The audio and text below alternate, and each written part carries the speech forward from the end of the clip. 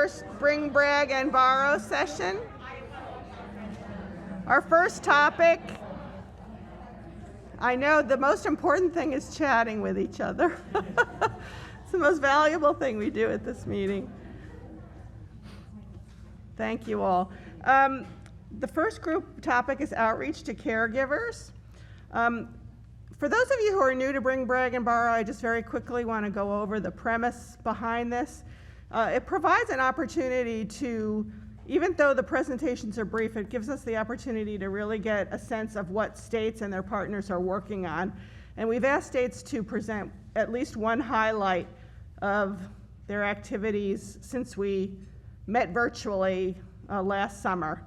And to do that in 5 minutes, either with PowerPoint slides, videos, songs and dance, stories, whatever anybody wanted to present, but one person from each state would have those 5 minutes.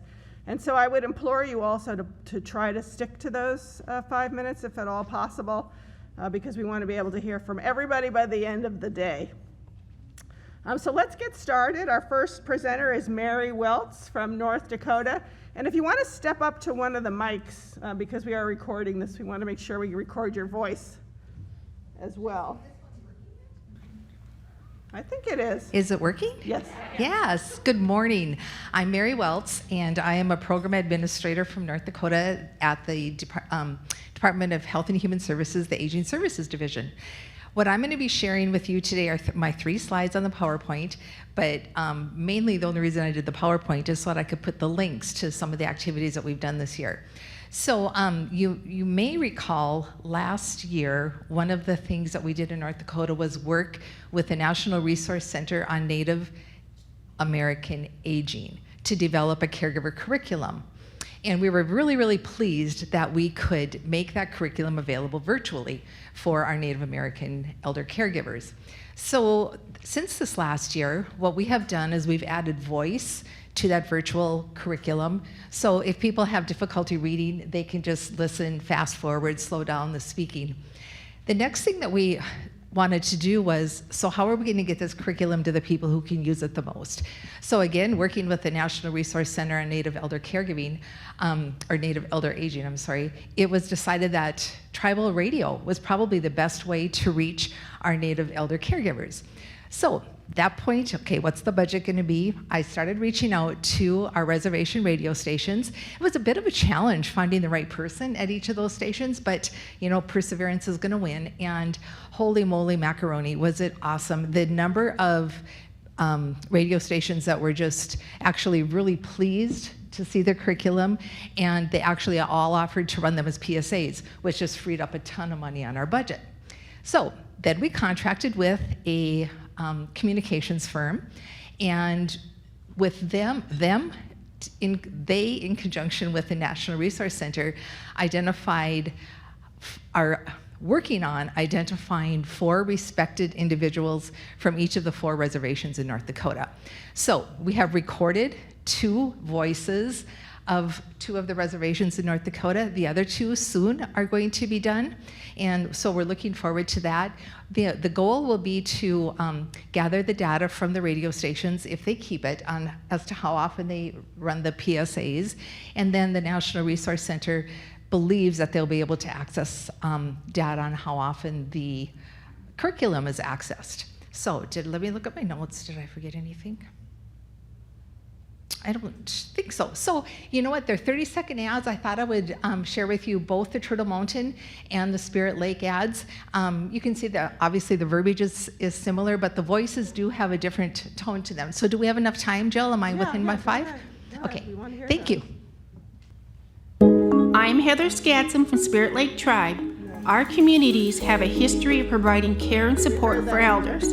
Caregivers enhance life for elders, but it can be hard. The National Resource Center on Native American Aging offers online help. It's free and provides valuable materials for caregivers.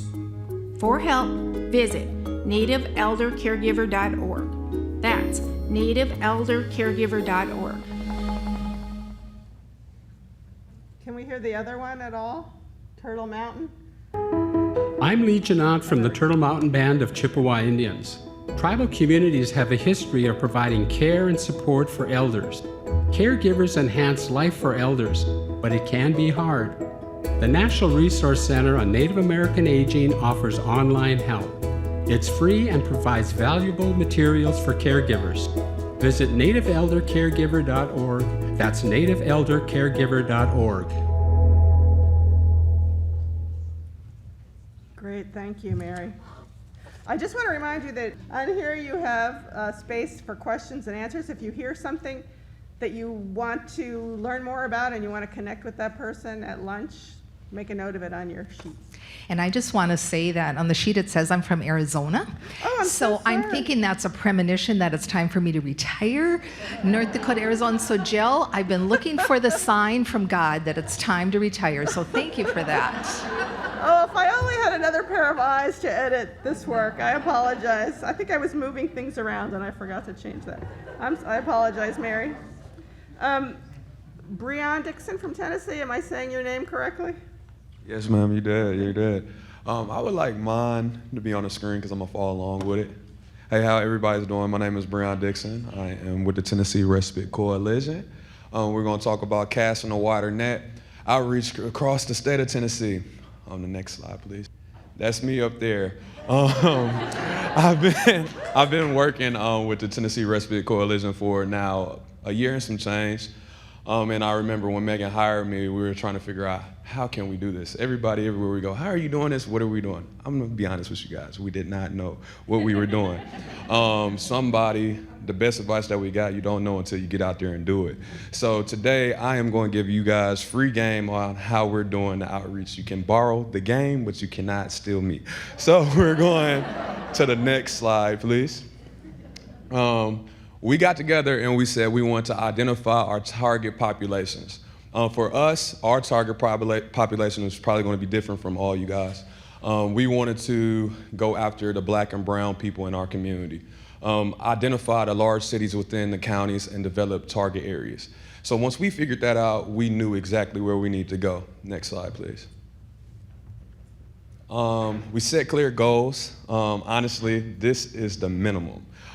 We said, okay, we're going to go to 4 to 6 we're going to do 4 to 6 outreach events, and we're going to do 4 meetings and coffee and lunches with key stakeholders in our city and our area. I'm going to tell you guys, you do this, probably in the second month, you're going to have people blowing your lines. You're not going to have this. There's going to be just so many people are going to contact you. When you realize what you're doing in the outreach community, the next community is going to tell you where to go. It's like, oh, what are you doing? You want to meet this person? I'm going to connect you with this person. So this is a good thing to do if you want to go out and do outreach with your program. Next slide, please. So that's me doing my thing, networking. So getting to work, connecting leads to connections. I just told you guys that. So go to where people are, email, call, knock. Keep going back, build relationships. Because a lot of times you're going to play knock, knock, who's there? Nobody. That's the joke, and it's on you. Because nobody is going to answer the calls. Because by the raising hands, how many of y'all feel like overwhelmed throughout your week with your job? A lot of y'all. So with outreach, we have a kind of challenging position because people don't want to use that extra work. Like we reach out, we want to do an event with you guys. We want to do this. They do not want to respond. So I do the tough work, and I go support the event. I go shake hands. I go knock doors. I leave voicemails. I am the irking best friend. So that's what we do. Next slide, please. Educate and address the biases. Okay, so a lot of the families that we serve, they really don't even know what respite is. So when you realize that you have to use the language, you have to understand the culture, you got to understand that and be able to go educate your families. I heard earlier, like, how can we get caregivers and families engaged? Like, you have to know where you're going. You have to be able to be present, which goes to the next slide. Understanding the needs of families. Most of these families, they're overwhelmed. I go to a lot of different events. Sometimes it's, I realize that most of the families, they're working 2 jobs. They do not have no time. And when you're giving them that information, they're like, huh, I'm not trying to hear it. They're just taking all the goodies on the table, the snacks, the swag, but they're not listening to the information. So when you realize that you should come up with new ideas and fresh ideas, next slide, please. Reaching out to them, going to the neighborhoods, do the uncomfortable. It can look like going to a church. It can look like going to a farmer's market. It's not all, outreach is not always dressed up. You have to make it dressed up. So don't think that outreach is the traditional thing. I heard, we want to do radio ads, but we had to realize that in our city, our radio is a D-grade radio. You got to do the research. A lot of the people are not listening to the radio anymore. So you got to get hip to the new things, be able to be fresh and open-minded, go to them. Next slide, please. Partnerships. That's my beautiful coworker, Mandy Hansen. She was out here. We did a bingo tour to recruit volunteers recently. And I called it a bingo tour because we all love music. But we just went to host bingo and go communicate with volunteers, the elderly. We pass out flyers, we do fairs, we do tabling, holiday parties, being creative.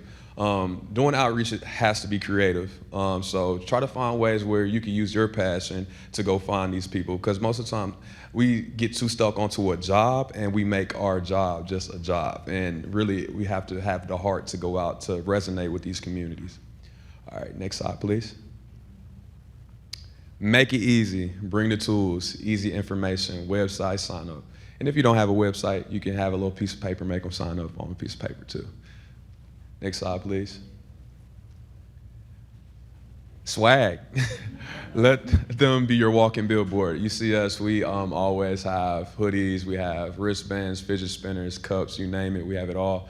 But we just let them be our walking billboard. We give away tons of swag. Our executive director is real good at that. She has more swag than me sometimes, I feel like, so.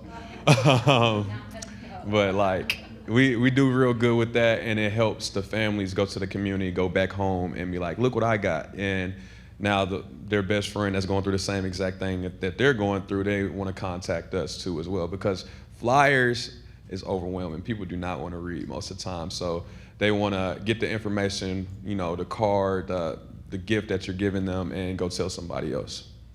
Thank you. That's the next slide, please. And that's it for me. Thank you guys for my time. If you want to reach out to me, I'm over here and we can communicate. Thank you guys. Thank you, Brianna.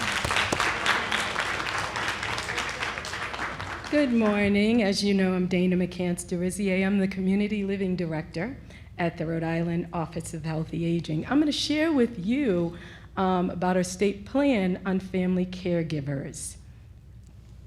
And next slide. There we go.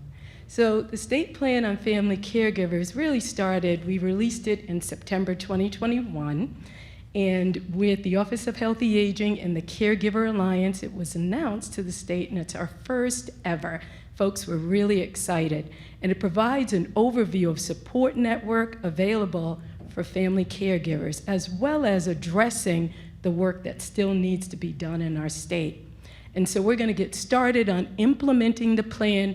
We've been getting together with stakeholders, state offices that are involved, Office of Healthy Aging, along with our Caregiver Alliance. And here are the 5 goals that we put in the state plan. And I'll just share under each some of the objectives. But the first one is to provide a voice for all Rhode Island caregivers by establishing a venue for sharing of information, advocacy, alerts, and calls to action, monitoring state and federal legislation and procedures that impact caregivers to give them the opportunity to speak on these policies and legislations that are affecting them and their loved ones. Secondly, enhance the Caregiver Alliance website and social media presence. And that's by expanding the information on the website and also increasing social media presence and expand our collaboration with partners. And thirdly, ensure diversity, equity, and inclusion for Rhode Island caregivers and those for whom they care for, by including caregivers on all cultural and ethnic communities that are included in the operations, programs, and services designed to provide them with assistance, really to have them at the table foremost. And fourthly, ensure caregivers of Rhode Island seeking long-term services and supports are identified and provided with information assistance. By supporting the broader statewide initiatives to implement no wrong door, and person-centered options counseling. And then finally, advanced opportunities for digital access to better serve and support Rhode Island caregivers. We will do this by identifying and referring caregivers in need of assistance in obtaining digital devices to close the gap in our digital, in digital access. And the link below is live, and you can get access to the state plan on family caregivers. Thank you. Thank you, Dana. Also, one of your QR codes on the back of your page links directly to the report if you want to take a look at it right now. Just scan it with your phone. Melissa. Hi, everyone. I'm Melissa with South Carolina. And I saw a second ago our stuff on the PowerPoint. So we have been working on a couple of ads. And so one of ours I'm going to share with you is the Faces of Respite. And so that's the YouTube link if we can watch that.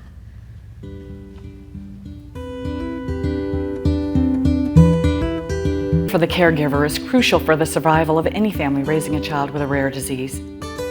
Trying to balance work, 6 medical specialists, as well as our other child's activities took all our strength. We are so thankful for respite programs. It is our responsibility as parents of our son Joshua to provide care and help restore the quality of his life. Without programs like these, we would never be as successful as we have been in the care and rehabilitation of Josh. Our smart and beautiful 7-year-old girl has a very busy schedule of therapies, extra academic support, medical appointments, and more. It's emotionally and physically exhausting. Being able to do my hair, take a long shower, or have a date with my husband definitely helped recharge my batteries. For many years, we didn't think of ourselves as caregivers. We felt as parents. It was our role to meet Andy's needs, even if that meant neglecting our own needs at times. We rarely asked others for help, and we eventually learned the hard way that respite is very important. We encourage all caregivers to seek out respite services in their local area. Doing so has allowed my husband and I to get much-needed breaks. When we are rested, we have a chance to renew our energy and put ourselves in a better position to take care of our son. The South Carolina Respite Coalition's mission is to expand quality respite opportunities throughout the lifespan for South Carolina families who have a member with special needs. Through education, advocacy, state, and national partnerships, the South Carolina Respite Coalition is committed to addressing the unmet needs for respite across the lifespan for all persons caring for a child or adult with special needs. Visit our website or contact us to learn more about respite and how we serve South Carolina. It's okay to take a break. We have 2 others on our website if you ever want to check some of those out. But the other thing I wanted to talk about is with our Faces of Respite, they do a yearly document where we can share those other than just on this ad. But this year we were turning it more into a full-blown annual report to share with legislators. And so there's a picture of it, but it also is QR coded on the one document. And so this is it in person. And so in it, we just kind of have all the information about us, what we do, and then we identify needs for South Carolina Respite. And then we go into statistics and infographics. So we created 3. And so one of them is specifically South Carolina Respite Coalition and our different statistics. And we pulled that through our services, but also we have a survey that we use in conjunction with the University of South Carolina's College of Social Work. And that is sent to anyone connected with us.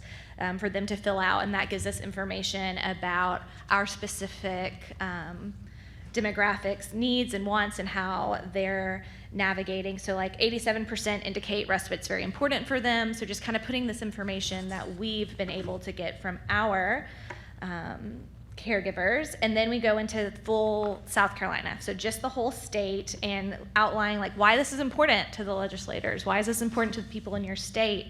And for example, it's by 2030, South Carolina is expected to have 1.8 million seniors. However, there's currently only approximately 43,000 facility beds in the state, with an average cost of assisted living at $3,500 per month.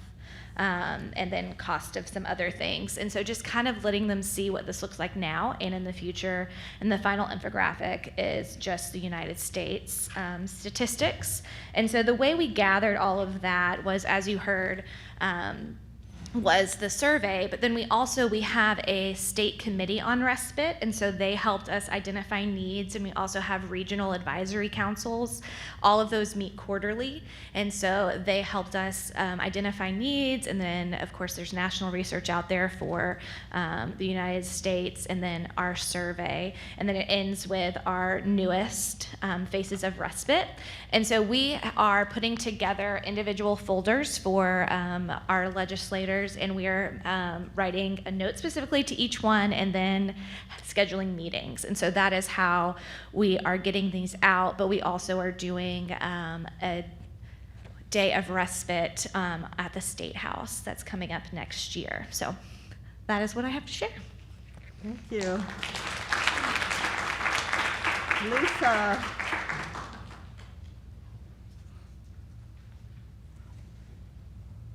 Hi, everybody. We wanted to showcase at Respite Care Association a summit that we did. Oh, God. You look So great. we created a little Powtoon, so something a little different for you guys to read, but it's just proof of how something where we went there intending to gather a lot of information, how some really great things came back to us organically that are now going to be part of our programming. So please take a look at this. There we go.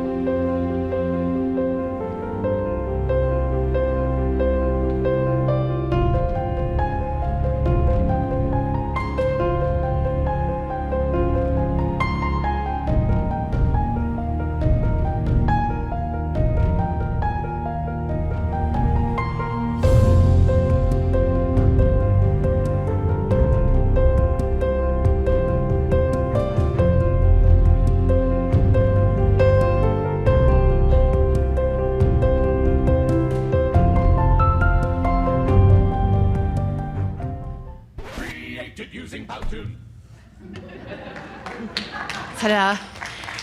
But what's so nice about this is that it was the audience telling us we want to be your ambassadors, and it was our audience really kind of dictating that we are going to be your voice back in the counties and in the communities. So we're really excited about this. But this was something that they felt was important. We did not ask this of them, so it's just something that happened organically.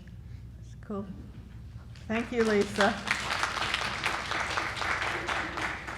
Megan from Colorado. Hi, I'm Megan Bettinger. I'm from Colorado Respite Coalition, and that is a program of Easter Seals, Colorado.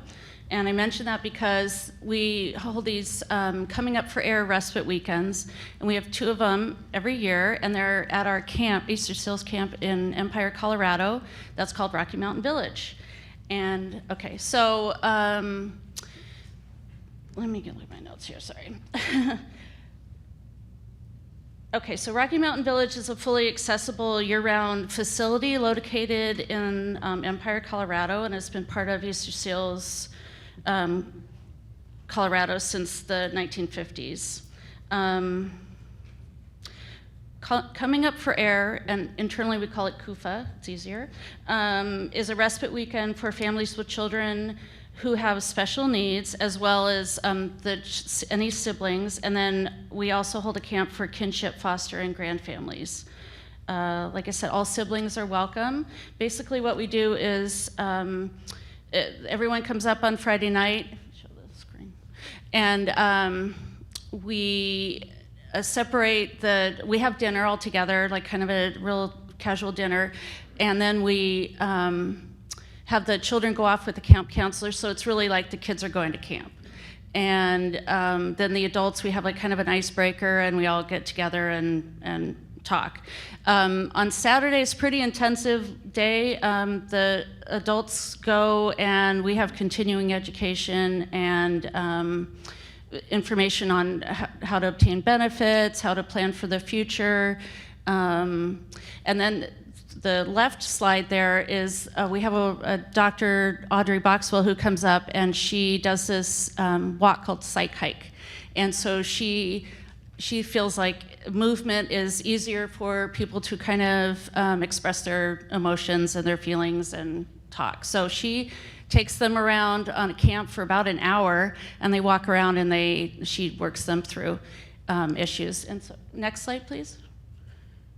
Okay, so we are able to hold these Coming Up for Air weekends at no cost, thanks to our Lifespan grant. We only ask for a $50 registration fee just to hold the spot. While it's a big camp, just to kind of keep things manageable, like at most, we would want to have like maybe 40 people total there. So on the left side, the left slide is just the learning session. The middle one is Audrey. She also has like a group meditation thing in the afternoon.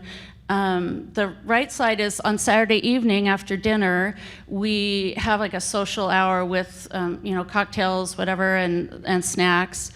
All throughout the day, the parents are pretty busy, guardians are pretty busy. The children are taken and they do arts and crafts, hike. We have a wheelchair accessible outdoor path that goes up, I'm not sure how many feet in elevation, but it's quite steep. And so they go up that, they go up to the top. We also did this last time for the kids, it was a talent show, and it was very cute. So they work on that throughout the day. They have free time. The parents in the afternoon get free time. And then that's pretty much it, but we've gotten a lot of very good feedback on it, and only thing is they want less classroom time and more free time. So we're gonna try and do that. We have one coming up in November, so we're gonna try and do that. Anyway, that's it. Thank you. Great, thank you. Daniel Colts with Montana Lifespan Respite. Good morning, everyone. I have to say it's fantastic to be here with people like me who enjoy caregiving topics and respite in particular. It's kind of the same feeling that the caregivers who come to our respite retreats feel when they come and meet with other caregivers. They're with like-minded and people who feel the same things, who experience the same things as them. If you can go to the slides, please. I'm an assistant professor at Montana State University in Extension. My title in Extension is Gerontology Specialist. Go ahead and go next slide. We have a network of Extension agents across the state, and when I first took the position a little over a year and a half ago, I needed to find something to engage my Extension agents in rural communities. We're a very rural state, and we have this need. There's over 100,000 family caregivers in the state, and we know the burdens and the stress that they're under, and just the taxation on their bodies, on their minds, on their mental health. So I developed a research-based experiential activity curriculum. It's called the Sustainable Self-Care Activity Programs for Older Adults and Caregivers. I've been doing this type of programming for over 3 years in the community with older adults. And then we also, with the program, we go across the lifespan. We engage moms, we engage kin caregivers, and unpaid family caregivers. The program format that we have, it's a 1 day of respite, and it's not easy to get caregivers away from their family members. So what we've done is we try to remove that barrier by providing them $100 to pay for caregiving for the day, or to use it on themselves if they can find a family member or a friend to sit with their family member. We found, I just had a respite retreat in Billings, Montana on Friday, and because I was expecting a larger group, we cut it from $100 to $50. And I say unfortunate, but fortunately we had 40 caregivers, which is a lot for, in the rural parts of Montana. I was hoping to get 100, so I allocated so much funding. But I think with that, we found that $50 is not enough. We know that, and so we need to go 100 or even higher with removing that barrier to get them to programming. Our program is based on getting the caregiver away from their day and coming and engaging in activities that help them with their well-being. It fully gives them that experience of a day of respite. And what we do is we give that gift card right away when they walk in the door, so they know they have that $100 to pay for that. And then we engage with them in 4 modules during the day that focus on nutrition, physical activity, mental health and well-being, and stress reduction. And in that curriculum, it's totally focused on creating that experience, but yet teaching them 5 minutes of how they can get away during their day at home, how they can continue on with their respite, even beyond what we're doing with them. Next slide, please. So we focus on the individual, we promote social engagement, and as I mentioned, we promote physical activity, nutrition, mindfulness, stress reduction, and self-care. I'm a professor, and I just go on before we even go on the slide, so we can go to the next slide. Positive impact. We are measuring the impact of our curriculum and the way we put on the modules. And I have to give credit to, I have 4 graduate students this year who actually put on the modules at the respite retreat. And they provide countless tips on improving the sustainable self-care curriculum in the delivery, particularly the counseling students that I engage from our university.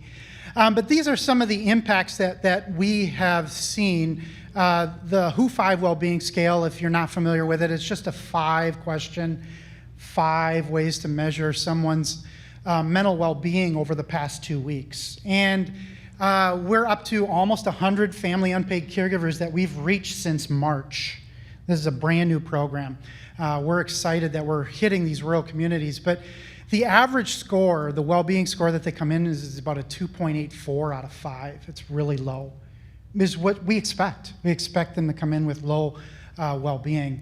And then post-retreat, on the day of the retreat, we have them fill out another assessment, and they're up to 4.35. It's just amazing how we uplift them from coming in and not having any hope of just for their mental health and well-being. And it's just, it's so impactful by the end of the day how they just come in and say, oh, I feel so relaxed. I wish I could do this every week.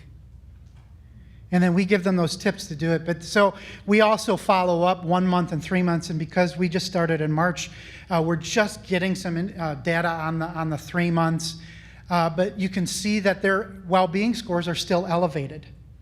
They're still elevated.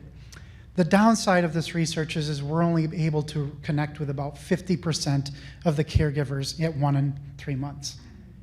So we don't know how the rest of the caregivers are doing. I'm going to suspect that it's falling off already, which tells me one thing. I need to go back to those communities. I need to go back to those communities.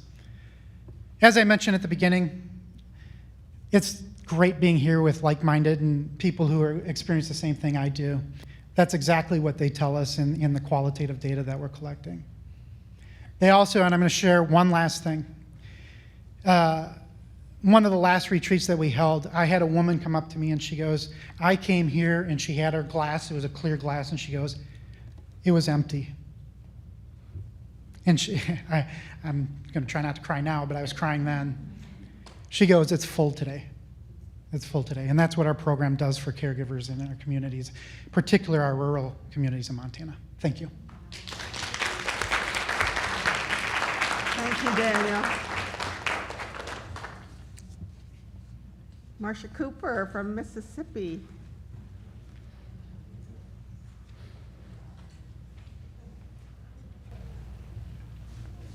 Good morning, everyone. I'm Marcia Cooper with Mississippi Department of Human Services, and I've only been working with the Lifespan Respite program since July.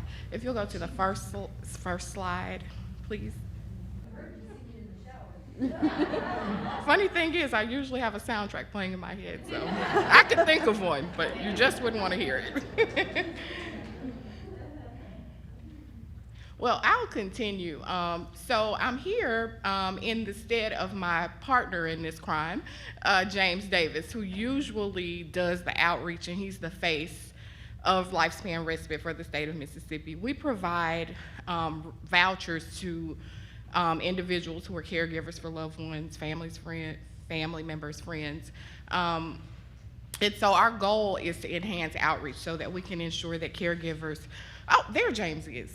Okay, so I'm a cartoon fanatic. So I'd like to think of James and I as Pinky and the Brain. I'm gonna say I'm the brain because James isn't here to hear that he's Pinky. So James is absolutely great at outreach, and we've been brainstorming some ideas about how to ensure that we're able to reach caregivers so that they can utilize this resource. So one of the things that we are doing is creating flyers in Spanish language and also applications so that we can reach that segment of our community. Also, you can see we have a flyer there with the QR code so that there's direct access to the application without having to carry all those forms and to allow individuals to just have that ease of access. One other thing that we're doing is we're reaching out to school districts, and I'd like to thank Patrick Kelly over there at the table I'm sitting at, because he shared with me that reaching out to districts that have Title I funds is a good opportunity and option. So we will definitely do that. And then great minds think alike, because Breon talked about using the strategy of going to other people's events and just making yourself accessible and not being so formal. And so that's what we're doing. We have a Mississippi Caregiver Coalition, and we are just going to go and set up. We've also thought about Dollar General is everywhere. And so we will post up outside Dollar General and say, hey, because they're in those rural areas. And so it's a great opportunity, and we're on site with those flyers, with those applications, to just be right there and help people get signed up. And that's what we're doing in Mississippi. Yeah, that's awesome. Thank you.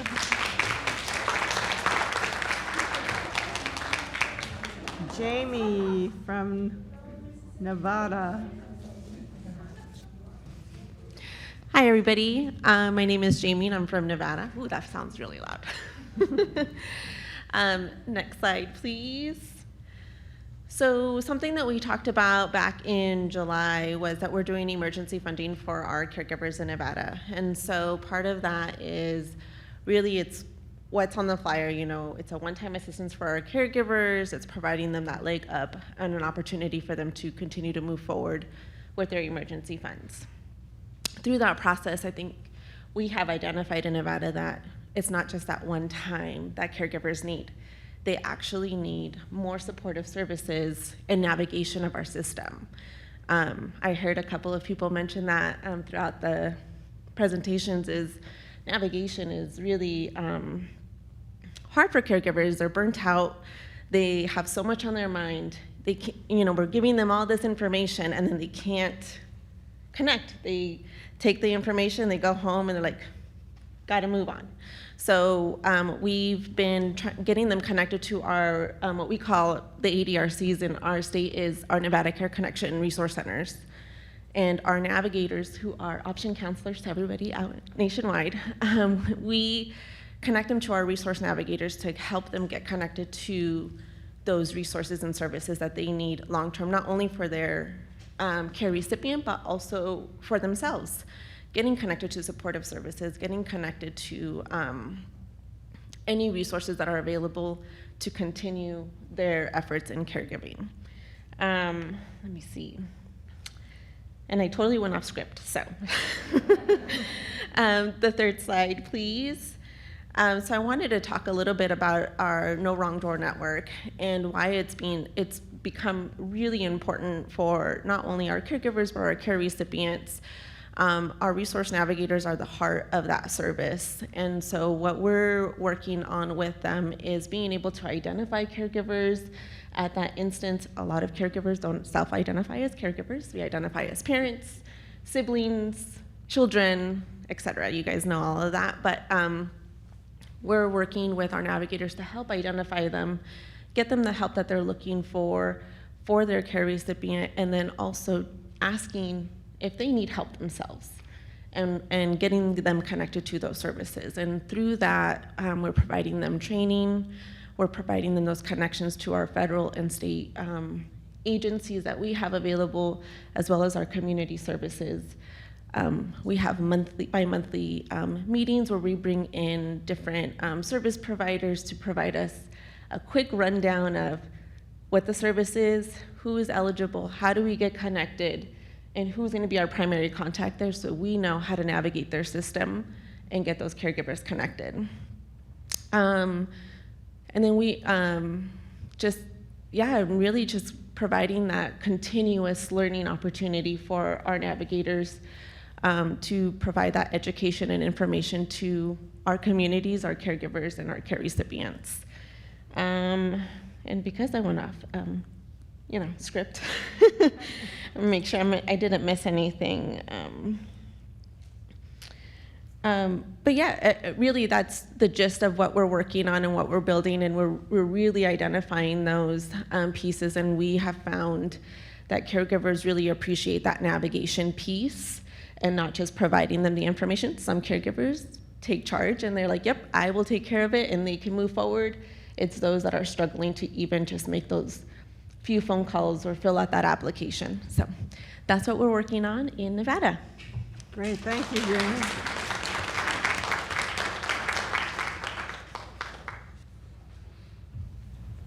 Tracy from Alabama. Hi, can y'all hear me? Okay. So, yes, I'm Tracy Sinowitz from Alabama Lifespan Respite, and I was about to say I don't have a slide, so y'all just have to look at me. I'm so glad there's a slide, so y'all don't have to look at me. So, while Alabama Medicaid does have minimum standards in place for both skilled and unskilled respite providers, the state of Alabama does not have specific training requirements for self-employed, unskilled in-home respite providers. So the initiative I'm going to share with you today has the potential to greatly expand and strengthen the respite care workforce statewide and serve as a model for the need for and importance of respite provider training and minimum standard requirements in Alabama. So what we did as part of our ACL enhancement grant was to partner with a national organization to offer free basic respite provider training. It's through Care Academy, and it is for unskilled in-home respite providers to be able to better be prepared to deliver planned and emergency respite services to the families we serve. So what it is basically, it's all online, and it's 8 hours of training, and we offer this for up to 25 individuals per month. It's free to them.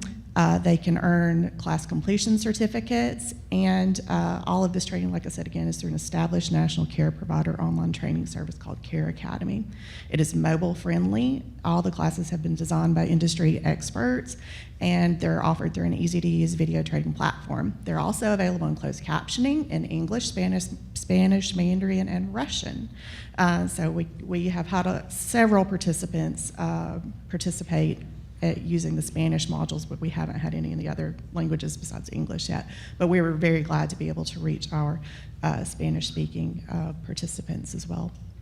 As I said, participants can earn certificates to help reassure caregivers and care recipients that they've completed training and are ready to provide quality care. There are literally, y'all, there are hundreds and hundreds of classes available through Care Academy, but the beauty of it is you can go in and create your own curriculum. So if you really just want someone to get the basics of walking in and being able to help their neighbor care for their loved one. So, if I'm caring for my mother with Alzheimer's full time and I need a break, and my neighbor says, I'd be glad to, but I have never cared for anyone with dementia or Alzheimer's, I'd say, let me tell you about Care Academy, and they can get the training they need. So some of the classes in our curriculum right now are roles of a respite provider, elder abuse prevention, emergency procedures, infection control, safety precautions, activities of daily living, fall prevention, which is a big one, cultural competency, working with an aging population, nutrition and meal preparation, and overview of mental illness care. So those are the basics. We can also offer, like if someone comes to us and says, hey, I just want information about Alzheimer's, dementia, Parkinson's, things like that, we can customize the curriculum for their needs as well. So classes begin on the first day of each month, end on the last day of each month, so participants have up to 31 days to complete their courses. They must be an Alabama resident. They apply online. We do require that they take a pre and post training survey to help us determine the effectiveness of the program. And as Cassandra always says, we love data, so that's for our data. And we distribute registration information monthly via constant contact, social media, and through our statewide agency partners, including AAAs, ADRCs, social workers, and also our community respite providers. And as Breon said, we got to reach them where they are. We've also done lots of podcasts too, so we're reaching a different audience through our podcast. And so yeah, that's a little bit about that, and I have some rack cards here if anybody wants to learn more about Care Academy. That's it. Thank you, Casey.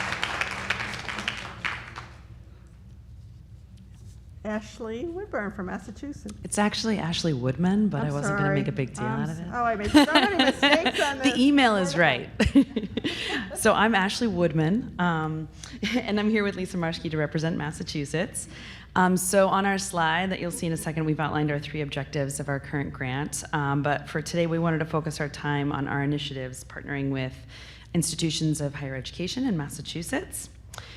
So first, we're partnering with UMass Amherst, our flagship campus, on an established program in which students provide weekly respite care to children, adolescents, and adults with intellectual and developmental disabilities in the local area of Amherst. And our second goal is to disseminate this framework to other colleges and universities within Massachusetts. Next slide, please. So a little more about the Campus to Community program at UMass Amherst. Students are placed in pairs to provide respite care to a local family. So with funding from the Lifespan grant, we were thankfully able to expand the geographic area beyond what was accessible by public transit to reach some more rural families. So we send the students in pairs, not only for their sense of security, but also in anticipation of potential siblings in the home. So depending on the family, the students may work together to create activities that involve all children, but in other cases, there's a strong preference to give siblings that individualized attention that they're used to seeing only directed toward their sibling with a disability. Among older age groups, we find that sending students in pairs creates a more natural social group where the person with a disability isn't necessarily pressured to keep the conversation going on a one-on-one basis. Students receive substantial upfront training, and this year we're using the ARCH Respite Care Provider training before they begin their placements. And once they start working with the families, they continue to participate in weekly training and discussions about their experiences. So these weekly meetings are a great opportunity for students to report back on their successes, but also troubleshoot any challenges that both the instructors and the peers can kind of help them navigate. So students typically spend about 2 to 3 hours a week with the family, usually in the evenings or weekends. As you can imagine, matching the student and family availability is really no easy task, and it requires a lot of creativity and about 50 Post-it notes on the wall. And that's what I'm doing this week while I'm at the conference. We're matching up students currently.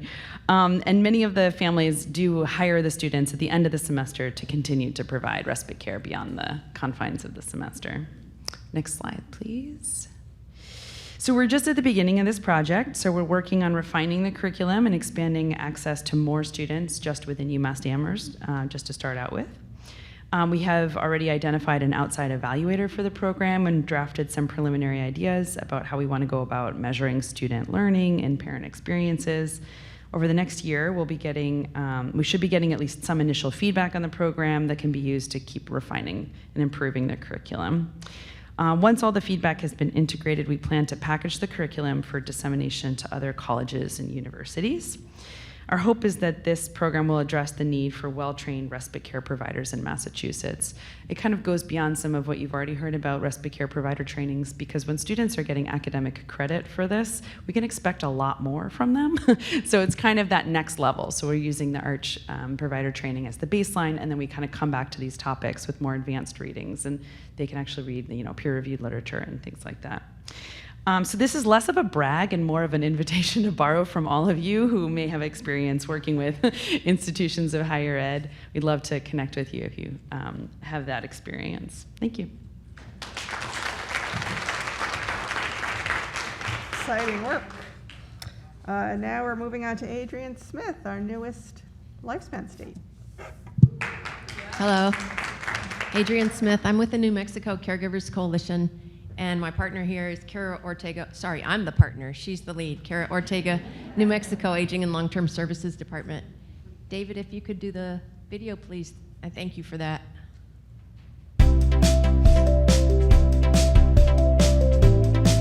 Respite care is a break to a primary caregiver of their daily duties, whether it's caring for somebody, helping them with all of their needs, and it's a nice break where they can rest, refresh, reconnect with their family or their spouse, and maybe get some things done that they're unable to when their main responsibility is caring for their loved one.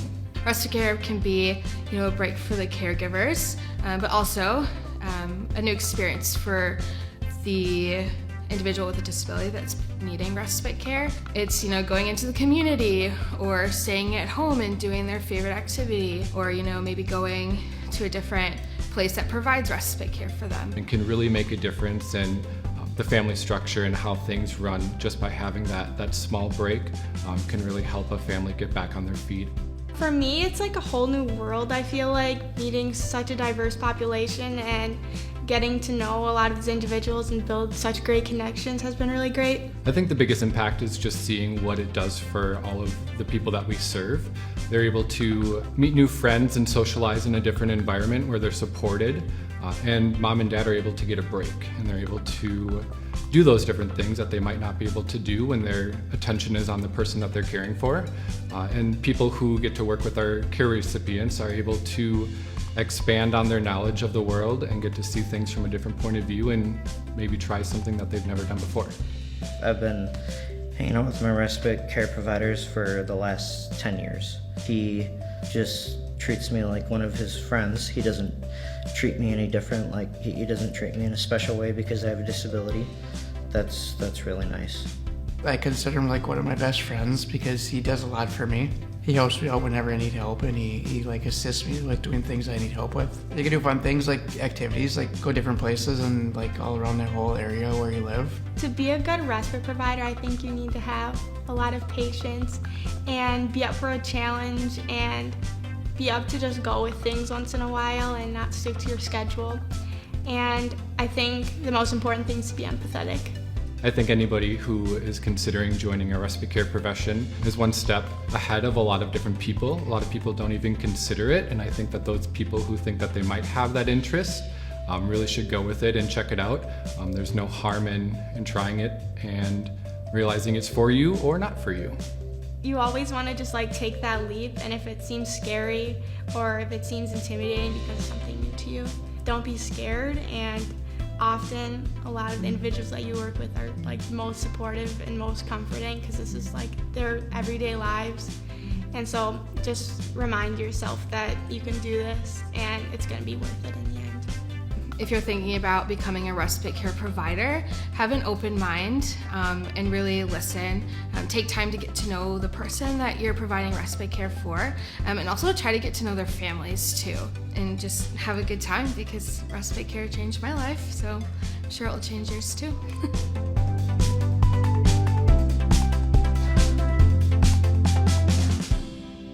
Thank you, David. And thank you, Wisconsin. Has anybody seen that video before? That's a 3-minute video. Wisconsin built it for us because Wisconsin already had it. So this is a bring, brag, and borrow session. We asked Wisconsin under the current respite care pilot that we're a part of. Arch approached us about this time last year, I think, and that's all we've done is try to listen and try to build things and try to develop as we go. And so at one of our monthly calls, Lisa Schneider said, we can build this video for anybody who wants it. Just send us your website name or how you want people to contact you. And that's all we did, right? And so their developer was able to splice in, a beginning slide and an end slide with our contact information. It's been a really, really wonderful year. We haven't started our statewide respite care lifespan program yet. We're here to start that, but fortunately we've got already this marketing video ready, and as a result of being part of the pilot program, we've got the training portal built, which is just huge, which we couldn't have done without Arch and without Wisconsin. Thank you.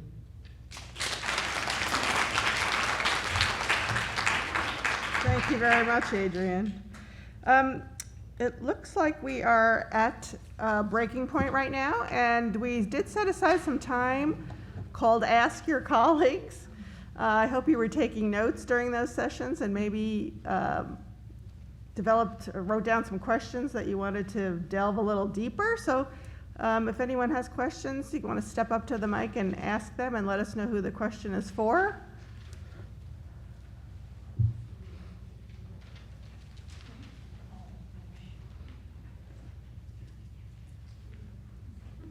Well, Cassandra, I knew she'd have a question.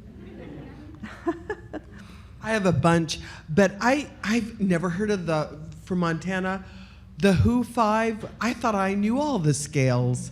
Will you be able to share that? Is that in the public domain? Who developed it, etc.? So I just WHO 5 and I'd get it, and I can use it. Okay, great, thank you. It's modified from who I think they had a 60+ scale at one point, and they modified it for children and older adults. Wonderful. Oh yeah, I'm sorry, we need to use the mic so we can record. Forgot to ask them to do that, sorry. Yes, Thank the you, WHO David. 5 is available if you just Google the WHO 5 Wellbeing Scale. It's been modified, it's a 5-question questionnaire. It's been modified from a larger World Health Organization wellbeing scale model for research. It's been modified for children and for older adults, so they're capable of filling it out real simply, real easy. It's non-taxing on the individuals you're working with, so it's a real simple scale.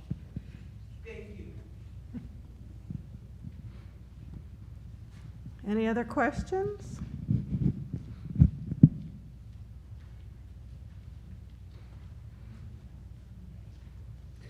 Hi, this is a question, I believe it was South Carolina. I'm curious about, you were talking about having a day of respite at the State House.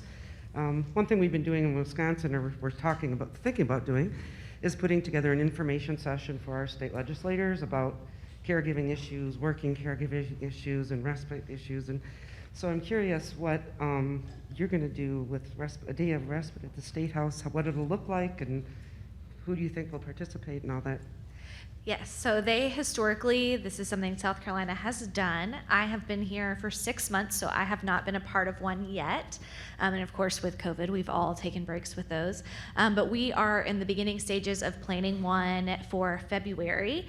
And we're looking to have a lunch in the lawn and have the governor with a proclamation, and we're looking to set up our speaker list right now. So we'll be inviting our partners, our families, and then individual legislators that we think are connected in some way and could be beneficial to us.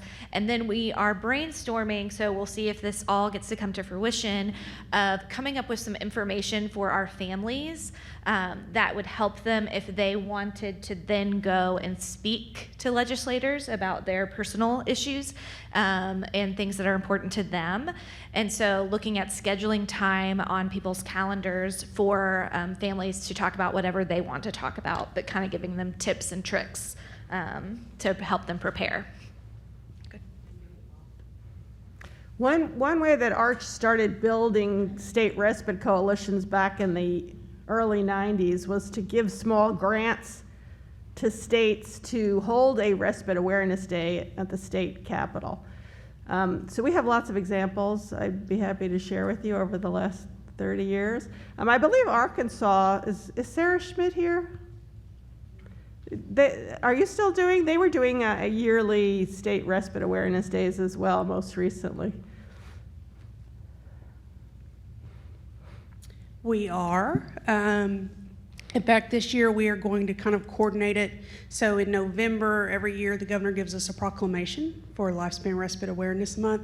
So we're going to be holding our annual conference in November, and then hopefully also doing a day at the Capitol. Yeah, that's great. Anyone else do something similar to that?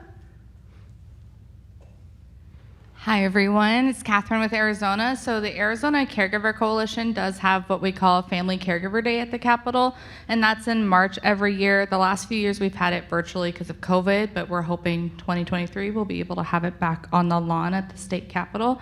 And we've mostly been focused on policy updates. So we have representatives from AARP there to give policy updates. We have our president and CEO on our board, and they both the president and the CEO will give updates on Arizona Caregiver Coalition. We have some updates from other agencies, and this past year we actually had an organization called Levanta give updates about your rights under Medicare and Medicaid. So we try to focus it on specific information for caregivers, and then we also hear from family caregivers and have stories, and we give an award from our founder for those who have made a significant impact in the caregiving community.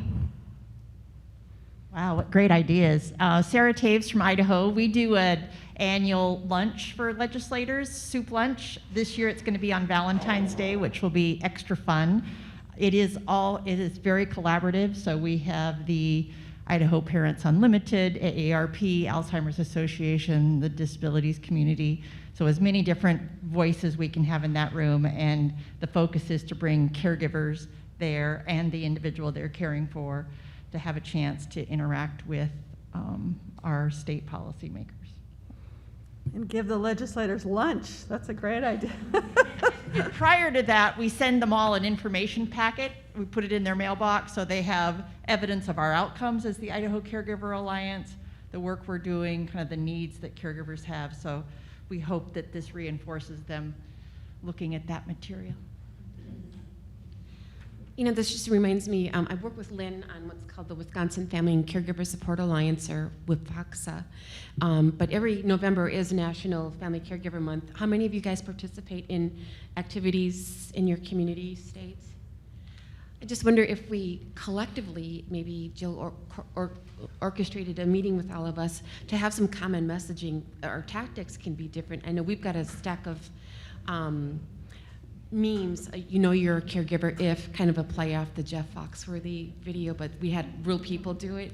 We've got a bunch of other stuff too, so we're happy to share some of our materials. But I think if we did a collective effort and just kind of try to measure the impact of that and have some consistent messaging, I'm happy to take the lead on that. So We have partnered with Caregiver Action Network, which they're responsible for the theme every year for National Family Caregiver Month, and we worked together to do a respite theme about 5 or 6 years ago. So we have some materials from that as well. So that became that was the national theme, was around respite. So it's a great idea to revisit and redo that. I also, South Carolina had asked if we would try to promote a National Respite Day, maybe within National Family Caregiver Month. So if anyone is interested in exploring that, I mean, there's not a real congressional appetite right now for doing it legislatively, designating another commemorative day, but there might be some other ways that we could do that internally. And then you could all use that to get governor's proclamations like they've done in Arkansas and other places around respite. I know Lisa's done that too. She's very good at getting the governor to issue a proclamation. So I think she's got one for the conference, right?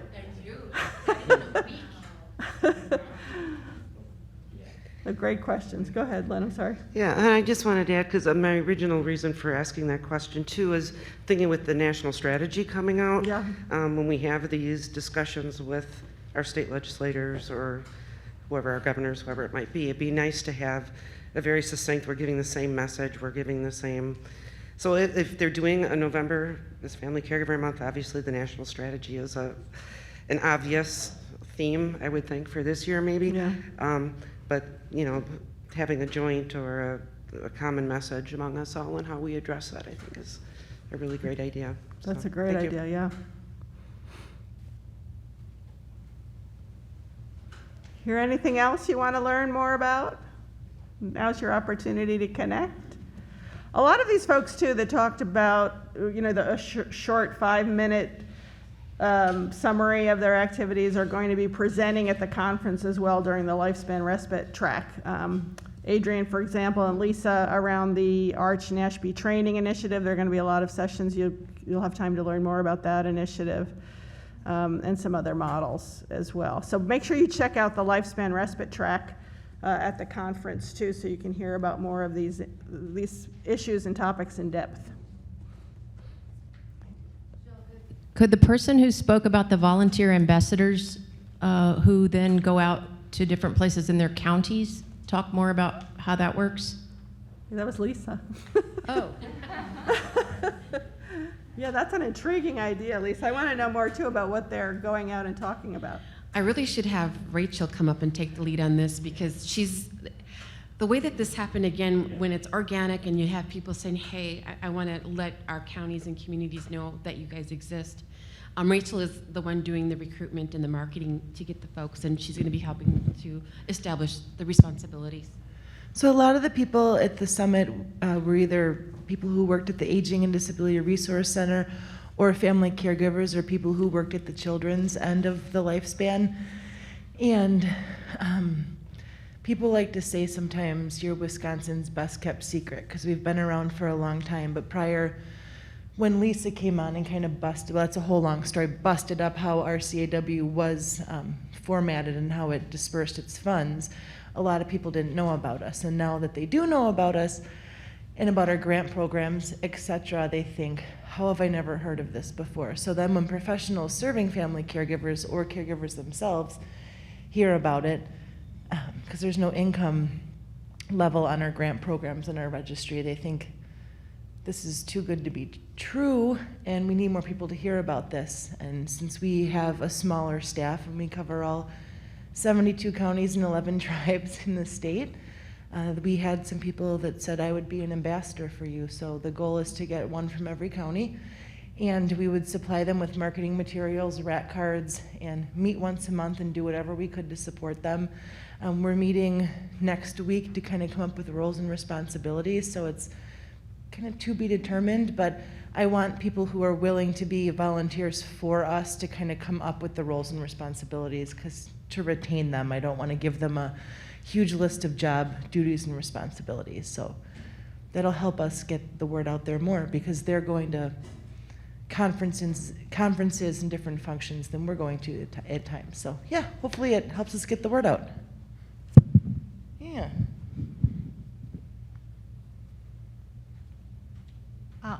Sarah from Idaho, the age-old question of sustainability, particularly across the lifespan.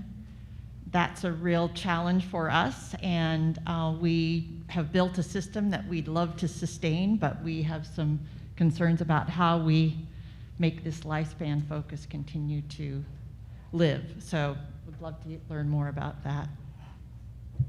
Is Doris in the room? New York just released its, you know about that, its first long-term sustainability plan that I think is a model for many of us. It involved a lot of work and a lot of planning, intentional planning, engaging the right people and meeting over the long term. It's not something that you just sit down and say, well, we're going to get this funding and this funding and this funding, and then we'll be done. It's sustainability is on many levels. It's about partnerships. It's about funding. It has so many layers, and it's hard work, and it's hard for all of us to engage in that work. But if we look to New York and other states that are tackling this step by step, we could have a lot to learn. So if any of you want to join our Sustainability Learning Collaborative, where we share ideas monthly, please join us. We're open to new ideas, and bring your challenges, bring your successes.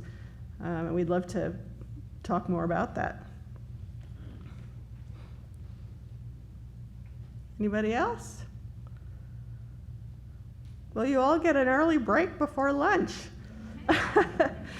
Take a break. Lunch is not here yet, but it should be in the next few minutes. And we'll come back here at 1 o'clock to hear from our guest speaker.